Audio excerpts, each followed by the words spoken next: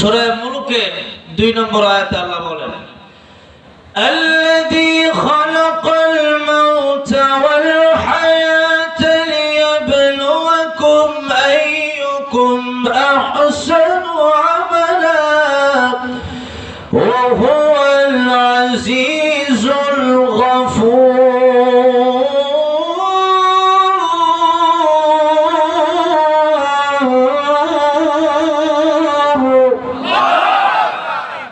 এই যে আয়াত, এই সূরা মুলুকের 2 নম্বর আয়াতের তাফসীর যে আলোচকরা করেন, যে মুফাসসিরিনে কেরামগণ করেন, তখন এই মওতের কয়েকটা ব্যাখ্যা করতে গিয়ে একটা ব্যাখ্যা হলো এটা যে আমরা বাস্তবে দেখি যে আমাদের হায়াত আগে, মরণ পরে, কিন্তু আল্লাহ রাব্বুল আলামিন বললেন মওত আগে হায়াত পরে।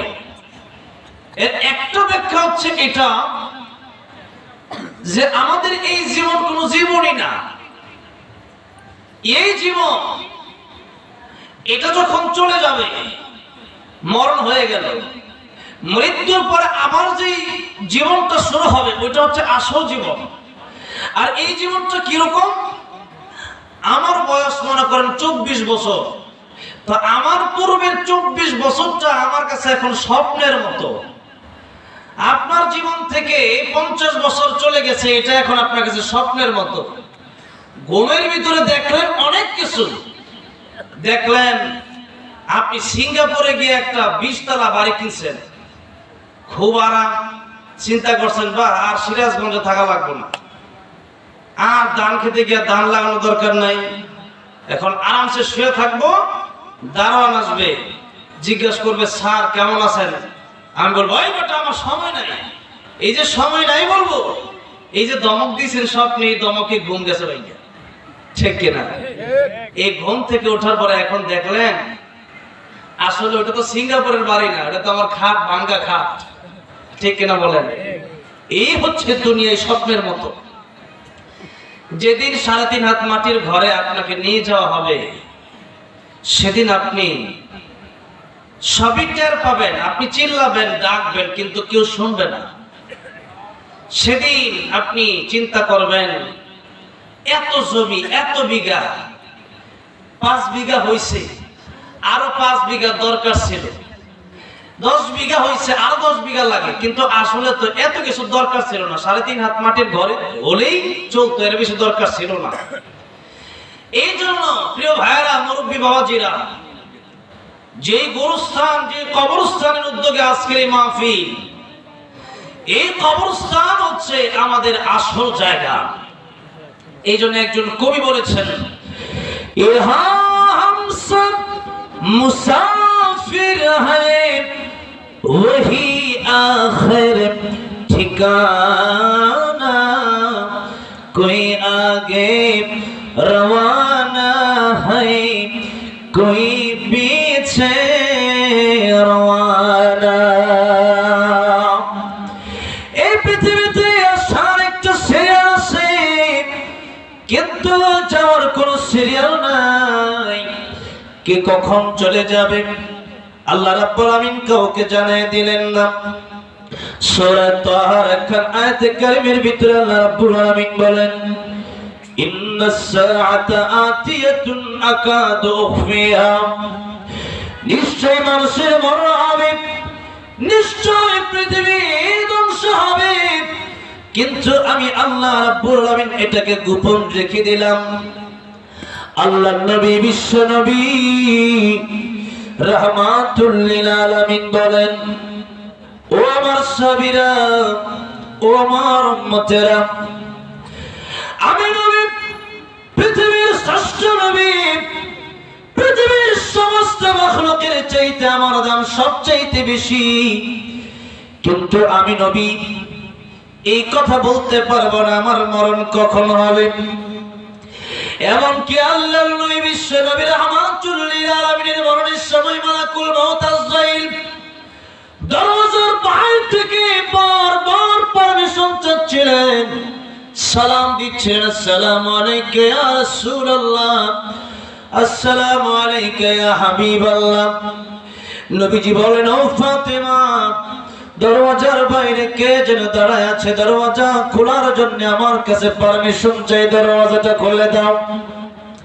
লম্বা চূড়া ঘটনা। ফাতেমা রাদিয়াল্লাহু আনহা দরওয়াজা খুলে দেওয়ার পরে আল্লাহর নবী বিশ্ব নবী রাহমাতুল লিল আলামিনের কাছে মালাকুল মউত এসে বলেন, ইয়া রাসূলুল্লাহ, ইয়া হাবিবাল্লাহ, ওগো নবীজি, আল্লাহ রাব্বুল আলামিন আমাকে আপনার কাছে পাঠিয়েছেন। আপনি যদি থাকতে চান আল্লাহ আপনার নেক হায়াত বাড়ায় দেবে, আর যদি না থাকতে চান, আল্লাহর কাছে যেতে চান, তাহলে যেতে পারেন, আমি এসেছি আপনাকে নিয়ে যাওয়ার জন্য। আল্লাহর নবী বললেন, ওরে মালাকুল মউত, হাত্তা ইয়াতিয়ানি জিবরাইল, জিবরাইল আসার আগ পর্যন্ত আমি তোমার সাথে কোনো কথা বলবো না, তুমি অপেক্ষা করো। জিবরাইল যতক্ষণ না পর্যন্ত আসতেছেন ততক্ষণ পর্যন্ত তুমি আমার রূহ বের করতে পারবে না। এমনি জিবরাইল আলাইহিস সালাম যখন আসলেন, ইয়া রাসূলুল্লাহ কেন ডাকলেন? আল্লাহর নবী বিশ্ব নবী রাহমাতুল লিল আলামিন ডেকে বললেন, জিবরাইল, আমি থাকবো না চলে যাব, এটা তোমার কাছে পরামর্শ নেওয়ার জন্য তোমাকে এখানে ডেকেছি। জিবরাইল বললেন, ইয়া রাসূলুল্লাহ, ইয়া হাবিবাল্লাহ, ওগো নবীজি, এই দুনিয়া আপনার জন্য বড় কষ্টের জায়গা। তায়েফের লোকেরা আপনাকে কষ্ট দিয়েছে, উহুদের লোকেরা আপনার কষ্ট দিয়েছে, পবিত্র মক্কা নগরী থেকেও আপনাকে তারা বের করে মদিনায় পাঠিয়েছে। ইয়া রাসূলুল্লাহ, ইয়া হাবিবাল্লাহ, এই দুনিয়া আসলে মুমিনের জন্য শান্তির জায়গা। আল্লাহর নবী বলেন, দুনিয়া সিজনুল মুমিনি ওয়া জান্নাতুল কাফির, দুনিয়া মুমিনের জন্য জেলখানা, কাফিরের জন্য বালাখানা। এই দুনিয়ায় মুমিন যতদিন থাকবে, মুমিন আরাম আয়েশ করার জন্য থাকবে না। মুমিনের আরাম আয়েশ করার জায়গা হলো জান্নাতে, মুমিনের আরাম আয়েশ করার জায়গা হলো বেহেশতে। এই জন্য মুমিন এই দুনিয়ায় শুধু কষ্ট করবে, মুমিন চিন্তা করবে কোন কাজ করলে আমার আল্লাহ খুশি হয়। ওই কাজ মুমিন যদি করে যেতে পারে, 60 বছর 70 বছরের জিন্দেগিতে আমার আল্লাহ রাব্বুল আলামিন এই দুনিয়ার চাইতে 10 গুণ বড় একটা জান্নাত আমাকে আপনাকে উপহার হিসেবে দিয়ে দিবে। এই জন্য এই দুনিয়া মুমিনের জন্য জেলখানা। এই জন্য আলেমদেরকে যখন জেলে নিয়ে যাওয়া হয় তখন আলেমরা হাসে না, কাঁদে না, হাসে। দুনিয়ার সমস্ত মানুষগুলো যদিও জেলে নিয়ে গেলে পরে কাঁদে, কিন্তু আলেমদেরকে জেলে নিয়ে গেলে দেখবেন তাদের মুখে হাসি দেখা যায়। কারণ হলো আলেমরা বিশ্বাস করে, আলেমরা জানে যে আল্লাহর জন্য যদি জীবনটা দিতে পারি এটার মধ্যে আমাদের সফলতা। মুমিন জানে, ইন্না সলাতি ওয়া নুসুকি ওয়া মাহইয়ায়া ওয়া মামাতি লিল্লাহি রাব্বিল আলামিন, আমার নামাজ, আমার কুরবানি, আমার জীবন, আমার মরণ সব হবে কার জন্য? আল্লাহর জন্য। এই জন্য মুমিনের কোনো কষ্ট নাই। কারণ কিয়ামতের ময়দানে, ইবনে মাজাহ শরীফে এসেছে, কিয়ামতের ময়দানে আল্লাহ মানুষকে জান্নাত এবং জাহান্নামে দেওয়ার আগে আল্লাহ দুইজন মানুষকে ডাকাবে। আল্লাহ রাব্বুল আলামিন ফেরেশতাদেরকে বলবেন, ফেরেশতারা ওই দুই ব্যক্তিকে আমার সামনে হাজির করো।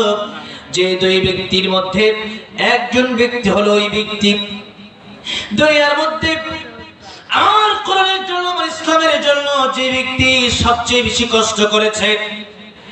এমন তো অনেক মানুষ, এমন তো অনেক ইমানদার আছে যে ইমানদার ইসলাম গ্রহণ করার জন্য নিজের বাড়ি থেকে তাদেরকে বের করে দেওয়া হয়েছে, আগুনের ভিতরে জ্বালানো হয়েছে, চাকু দিয়ে কলম দিয়ে দেহকে খণ্ডিত করা হয়েছে, গরম তৈলের ভিতরে বাজা হয়েছে। এরকম কষ্ট যারা করেছে, এরকম সবচেয়ে বেশি কষ্ট আল্লাহর যে বান্দা করেছে, ওই ব্যক্তিকে আল্লাহর সামনে হাজির করা হবে। আর একজন ব্যক্তিকে হাজির করতে বলা হবে, ফেরেশতাদেরকে বলা হবে, আ ফেরেশতা, তোমরা দেখো ওই ব্যক্তি, যে ব্যক্তিটাকে আমি ধন সম্পদ সব দিয়েছিলাম, বাড়ি, নারী, গাড়ি, সম্পত্তি সব দেওয়ার পরেও আমি আল্লাহর অস্বীকার করেছে, ওই ব্যক্তি ব্যক্তিকে আজকে আমি আল্লাহর সামনে হাজির করব, ওই ব্যক্তিকে আল্লাহ রাব্বুল আমিনের সামনে হাজির করা হলে পরে আল্লাহ রাব্বুল আমিন ওই ঈমানদার ব্যক্তিটাকে একটু সময়ের জন্য জান্নাত দিবেন, আর ওই কাফিরকে একটু সময়ের জন্য জাহান্নামে দিয়ে দিবেন। দুজনকে আবার বের করা হবে। আল্লাহ রাব্বুল আমিন জিজ্ঞাসা করবেন, ঈমানদার অবিশ্বাসী, তোমাকে আমি জান্নাতে আজকে একটু সময়ের জন্য দিলাম, বলো তো দুঃখ কষ্ট কারে বলে? এমন সময় ঈমানদার ডাক দিয়ে বলবে, আল্লাহ তাআলা দুঃখ কারে বলে, কষ্ট কারে বলে? আমার জীবনে আমি কোনোদিন তার টেরও পাই নাই। জোরে জোরে বলেন সুবহানাল্লাহ। আর যে কাফেরকে দুনিয়াতে নারী বাড়ি গাড়ি সম্পত্তি সব দেওয়া হয়েছিল, কিন্তু আল্লাহরে বিশ্বাস করে নাই, আল্লাহরে মানে নাই, ওই ব্যক্তির যখন একটু সময়ের জন্য জাহান্নামের ভিতরে দেওয়া হবে, আবার যখন জাহান্নামের ভিতর থেকে তারে বের করা হবে, লোকটা ডেকে বলবে, আল্লাহ তাআলা আমার জীবনের শান্তি কারে বলে, আমার জীবনের সুখ কারে বলে? আমার জীবনে আমি কোনোদিন টেরও পাই নাই। এই জন্য দুনিয়ার জীবন একভাবে না একভাবেই চলে যাবে, কিন্তু পরকালীন জীবন আমাদের আসল। যে কথা বলতেছিলাম, আল্লাহর নবী বিশ্ব নবী রাহমাতুল লিল আলামিন তিনি জিজ্ঞেস করলেন, জিবরাইল আমি যাব কি যাব না? জিবরাইল বলেন, ইয়া রাসূলুল্লাহ, এই দুনিয়াতে মুমিনের জন্য কষ্টের জায়গা জেলখানা। এই দুনিয়াতে মুমিনের মন চায় সারা রাত ঘুমাতে, কিন্তু ফজরের সময় যখন মুয়াজ্জিন ডাক দিয়ে দিল, হাইয়া আলাস সালাত হাইয়া আলাল ফালাহ, তখন সে আর ঘুমায় থাকতে পারে না। দুনিয়ার সব মানুষ ঘুমায় গেলেও মুমিন ঘুমাতে পারে না, ঈমানদার ঘুমাতে পারে না, কিন্তু অন্যান্য সমস্ত মানুষ ঘুমায় যেতে পারে। ইয়া রাসূলুল্লাহ, মুমিন যা ইচ্ছা দুনিয়াতে তা করতে পারে না, কাফেররা যা ইচ্ছা তা করতে পারে। ইয়া রাসূলুল্লাহ, এই দুনিয়াতে আপনিও মন মতো চলতে পারেন নাই, বরং আল্লাহ তাআলা আপনাকে যেভাবে হুকুম দিয়েছেন সেভাবেই চলেছেন। সুতরাং ইয়া রাসূলুল্লাহ, দুনিয়ার কষ্টের জায়গা ত্যাগ করে আল্লাহর সাথে দেখা করবেন, এটাই তো আপনার জন্য সবচেয়ে প্লাস পয়েন্ট, সবচেয়ে ভালো কথা, সবচেয়ে উত্তম কথা। আল্লাহর নবী বিশ্ব নবী রাহমাতুল লিল আলামিন দাদা করে চোখের পানিগুলো ছেড়ে ছেড়ে কাঁদতেছেন। ইয়া রাসূলুল্লাহ, ইয়া হাবিবাল্লাহ, আপনি কেন কাঁদেন? আপনার কান্নার কারণটা আমারে বলবেন। আপনি কি ফাতিমার জন্য কাঁদেন, না ঈসার জন্য কাঁদেন, না হাসান হুসাইনের জন্য কাঁদেন? আল্লাহর নবী বললেন, ও জিবরাইল, আমি ফাতিমার জন্য কাঁদি না, আমি ঈসার জন্য কাঁদি না, আমি হাসান হুসাইনের জন্য কাঁদি না, আমি কাঁদি আমার গুনাহগার উম্মতের জন্য। জোরে জোরে বলেন সুবহানাল্লাহ। রাহমাতুল লিল আলামিন নবী কোরআনে প্রমাণ, আশিক বিনে কে বুঝিবে আমার দয়ার নবীর শান। আল্লাহু আকবার বলে। রাহমাতুল লিল আলামিন নবী, বলেন না, রাহমাতুল লিল আলামিন নবী কোরআনে প্রমাণ, আশিক বিনে কে বুঝিবে আমার দয়ার নবীর শান। নবী আমার মদিনারি বুলবুল, আমার আল্লাহ ভালোবেসে নামটি দিলেন হাবিবে রাসূল। ওই নবীকে ভুল বুঝিলে, ওই নবীকে ভুল বুঝিলে থাকবে না ঈমান। আশিক বিনে কে বুঝিবে আমার দয়ার নবীর শান। রাহমাতুল লিল আলামিন নবী কোরআনে প্রমাণ, আশিক বিনে কে বুঝিবে আমার দয়ার নবীর নবীর শান উম্মত বিনে কে বুঝিবে আমার দয়ার নবীর শান। আমার ভাইরা, আমার মুরব্বি ওজিরা, যে আল্লাহর নবী বিশ্ব নবী রাহমাতুল লিল আলামিন, तमाम পৃথিবীর ঊর্ধ্বে কারোর সাথে তুলনা হয় না। আল্লাহর পরে যার সম্মান, সেই নবী বলতেছেন, ও আমার সাহাবীরা, ও আমার উম্মতেরা, শোনো, ভালো করে শোনো, নামাজের পরে ডান দিকে সালাম ফিরায়া বাম দিকে সালাম ফিরাতে পারবো, সেই গ্যারান্টি আমি তোমাদেরকে দিতে পারবো না। যে নবীর কাছে মালাকুল মউত আসলে অনুমতি লাগে, যে নবীর জন্য মালাকুল মউত তাশরীফ করে সামনে দাঁড়ায় থাকে, সেই নবী যদি কথা বলে, আমি নামাজ শেষ করে ডান দিকে সালাম ফিরায়া বাম দিকে সালাম ফিরাতে পারবো, এই গ্যারান্টি আমি নবী দিতে পারবো না। বলেন তো, আমি আর আপনি কি আমার আপনার মৃত্যুর গ্যারান্টি দিতে পারবো নাকি? আমার আপনার জীবনের গ্যারান্টি দিতে পারবো নাকি?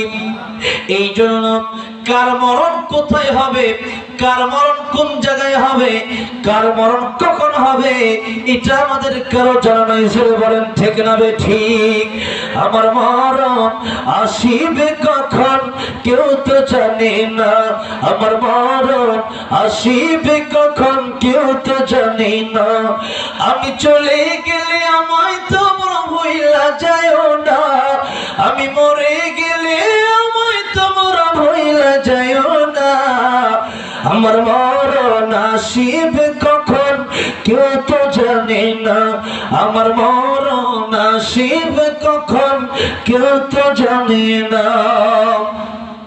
কবর মাঝে মা বাবাকে দেখা যাবে না, দেখব যাকে তিনি হলেন শাহে মদিনা। কবর মাঝে মা বাবাকে দেখা যাবে না, দেখব যাকে তিনি হলেন শাহে মদিনা। সেদিন আল্লাহ পেলে অন্য কেউ বন্ধু হবে না, সেদিন আল্লাহ পেলে অন্য কেউ বন্ধু হবে না। আমার মরণ আসিবে কখন কেউ তো জানে না, বলেন না, আমার মরণ আসিবে কখন কেউ তো জানে না।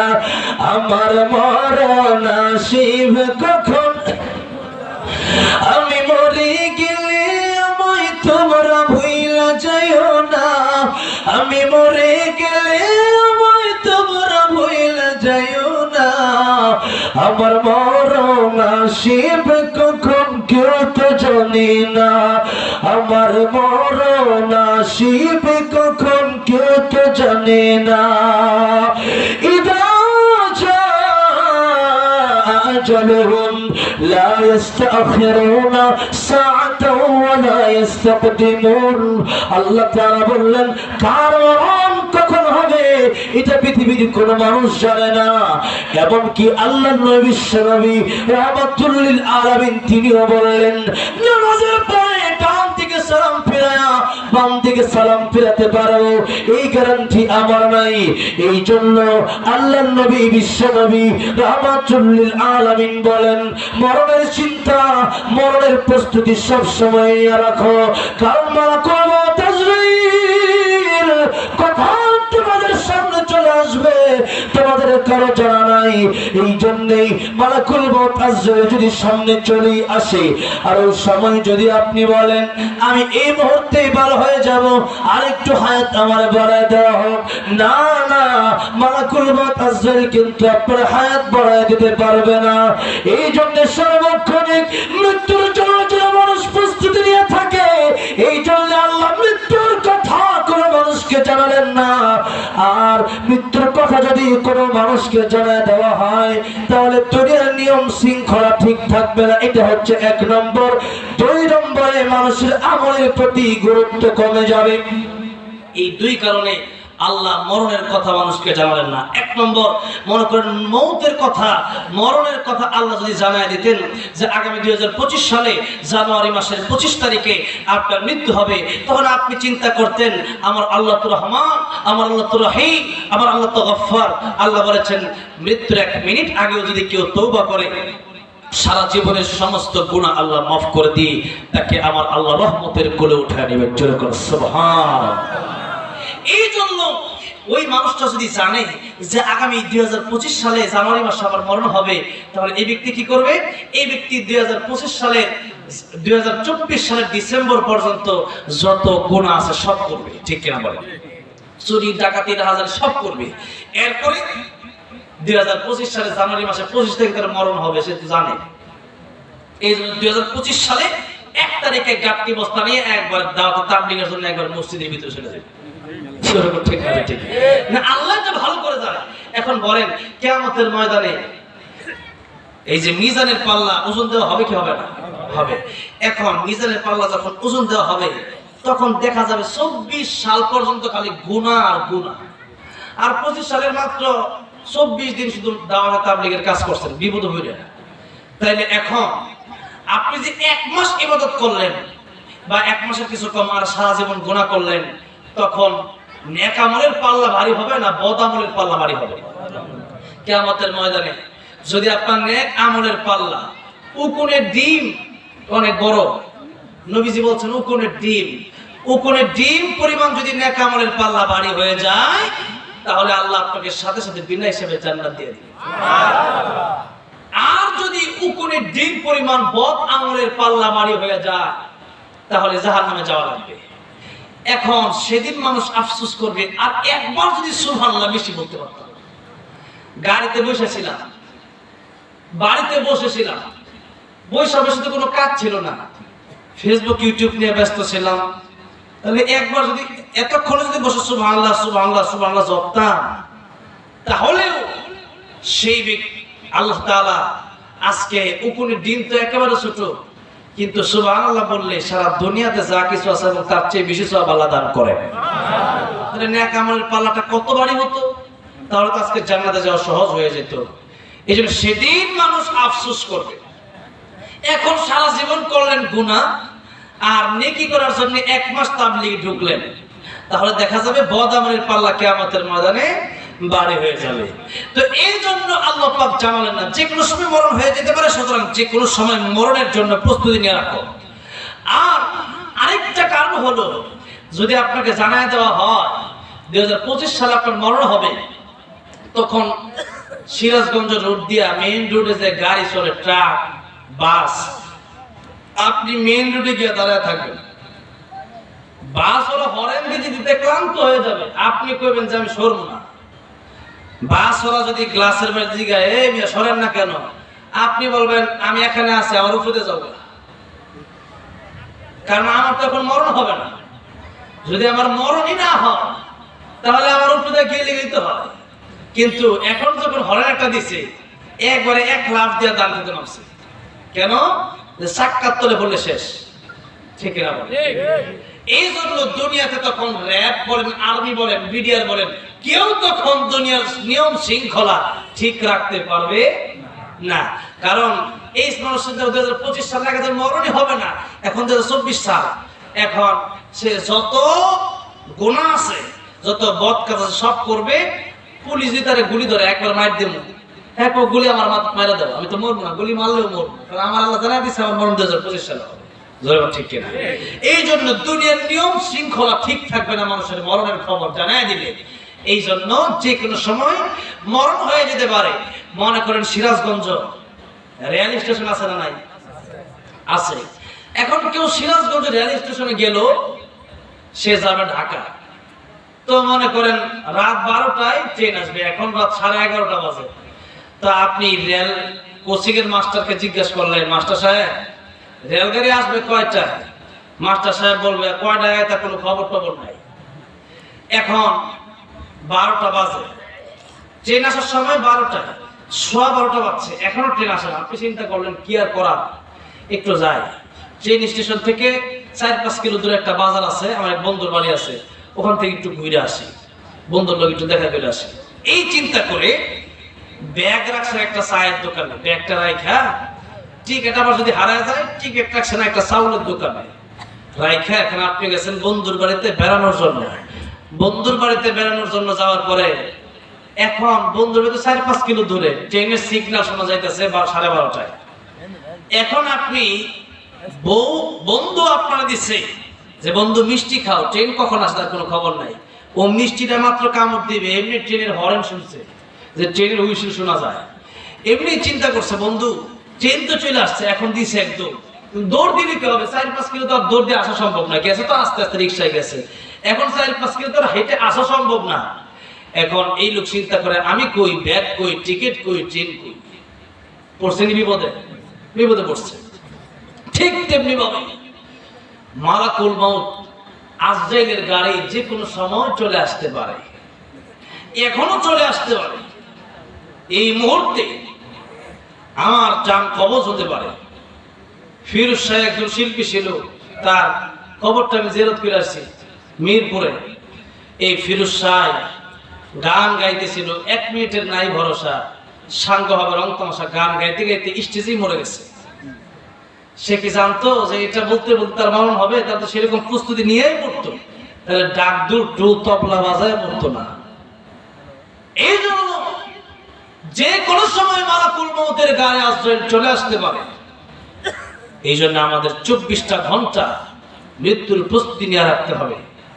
এরকম না যে আগামী শুক্রবার ভালো হয়ে যাবে, আগামী এই যে রমজান গেছে, আগামী রমজান আসলে পরে ভালো হয়ে যাবে। যারা বিয়ে করে এই যে বিয়েটা করেই ভালো হয়ে যাবে, সম্পূর্ণ ভুয়া কথা। কে দিছে আপনার এই গ্যারান্টি যে আপনি বিয়ে করতে পারবেন, এরপরে ভালো হইতে পারবেন, এরপরে মরবেন? এই গ্যারান্টি আপনার দিছে কেউ? সুতরাং ভালো হতে হলে আগামী ফজরের সময় থেকেও না, ভালো যদি হতে হয় এই মুহূর্তে এখানে বসে থেকে এখনই তওবা করতে হবে। তওবা মানে হাত উঠায় আপনি তওবা করলেন, এটার নাম না। তওবা মানে এখন নিয়ত করতে হবে, পিছনে যা গেছে গেছে, মা মাজা মাজা লাইসা বিহিল কাজা, যা গেছে এটা তার পূরণ হবে না। তবে আল্লাহ তওবা করলে যত গুনাহ আছে ওগুলো উল্টা নেক দিয়া পরিবর্তন কইরা যেখানে গুনাহ লেখা ছিল ওখানে আল্লাহ উল্টা নেক লেখা দিবে। কোন সুবহানাল্লাহ। তো যা গেছে এটা তো ফেরত আসবে না। অনেক মানুষ চিন্তা করছে সারা জীবন গুনাহ করছে, এখনই সালার ওলি হইতে। তো এই কথা বললে হবে না। সারা জীবন গুনাহ আমি আর আপনি কি করব? যে ওমর রাদিয়াল্লাহু আনহু নবীরে মারতে গেছে, চিন্তা করেন অবস্থা কি ছিল। সেই ওমর রাদিয়াল্লাহু আনহু নবী বলেন আমার পরে যদি কেউ নবী হইতো তাহলে ওমর রাদিয়াল্লাহু আনহু নবী হয়ে যেত। আল্লাহু আকবার। অসংখ্য অগণিত জায়গায় ওমর রাদিয়াল্লাহু আনহুর কথায়, ওমর রাদিয়াল্লাহু আনহুর মতের উপরে আমার আল্লাহ নিজে কোরআন শরীফের আয়াত নাযিল করে দিয়েছেন। অথচ সেই ওমর রাদিয়াল্লাহু আনহু 100 উটের লোভে আল্লাহ নবীকে হত্যা করতে গিয়েছিল। সেই ওমর রাদিয়াল্লাহু আনহুর দাম আল্লাহ কত বাড়ায় দিলেন। এই জন্য আগে যা করেছেন সেই চিন্তা করে লাভ নেই, এখন সামনে কি করবেন সেই চিন্তা করেন। কত বড় বড় ডাকাত আল্লাহর ওলি হয়ে গেছে। বিশর হাফি রহমতুল্লাহ আলাইহি একদিন কোরআন শরীফের বিসমিল্লাহির রহমানির রহিম, এই বিসমিল্লাহির রহমানির রহিম পড়ে আছে। চিন্তা করলো আরবি লেখা, কি লেখা এখনো বুঝে নাই। আরবি লেখা, এতটুকু সম্মান করতে গিয়ে রাস্তা থেকে উঠায় দিচ্ছে। মাকে বললো মা এটা কি? মা বললো এই বিসমিল্লাহির রহমানির রহিম এখানে তোমার আল্লাহ 3টা নাম লেখা আছে। বিশরে হাফি মদ পান করে, মদের আড্ডায় প্রতি রাতে ব্যস্ত থাকে। বিশরে হাফি বললেন মা আল্লাহর নাম এত দামি, এটা কি করা যায়? আতর লাগায় খুশবু লাগায় এটার উপরে উঠাইয়া এটার সম্মান করতেছে।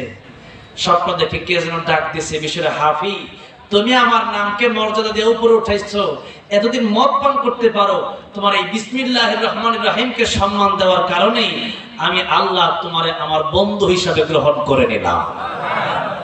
সারা জীবন মদ পান করে একদিন যদি বিসমিল্লাহির রহমানির রহিম একটা লাইনকে সম্মান দেওয়ার কারণে, আল্লাহ 3টা নামকে সম্মান দেওয়ার কারণে আল্লাহ যদি তারা ওলি বানাইতে পারে, তাহলে আমি আর আপনি কি তওবা করলে আমারে আপনারে আমার আল্লাহ ওলি